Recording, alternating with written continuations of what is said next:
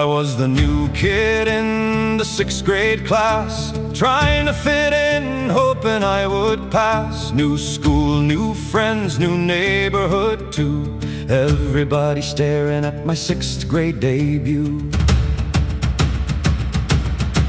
Mr. Brodsky looked me up and down with a crooked little smile and a teacher's frown. He said, "Class, meet Richard, today's his first day." Then he gave me a name that never went away.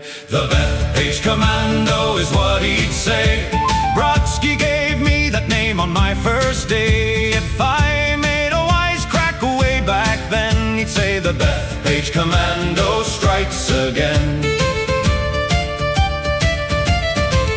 Steve Feinberg was my closest friend, walking through Forest Hills to the pizza den. Girls with my ID bracelets wearing my name. 6th grade romance was a dangerous game. The Bethpage Commando is what he'd say. Brodsky gave me that name on my first day. If I made a wisecrack way back then, he'd say, "The Bethpage Commando strikes again." Steve was too shy to ask girls their names, so he'd send me over to start up the game. "Richie, introduce me," he'd say with a grin. Then I'd do the talking and he'd jump right in. The Bethpage Commando is what he'd say. Brodsky gave me that name on my first day. If I made a wisecrack way back then, he'd say, "The Bethpage Commando strikes again." Going steady was the thing back then. I'd have a new girlfriend now and then. I'd give my ID bracelet and she'd wear my name. In 6th grade love, that was the game.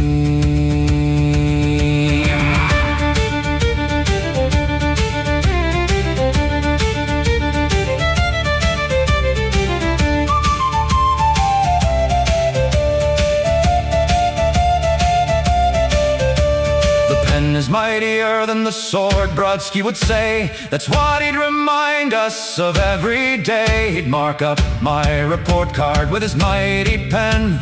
The Bethpage Commando strikes again. The Bethpage Commando is what he'd say. Brodsky gave me that name on my first day. If I made a wisecrack way back then, he'd say, "The Bethpage Commando strikes again." Now Brodsky didn't write that famous quote, but every kid knew the pain from his note. When he'd reach for that mighty pen, the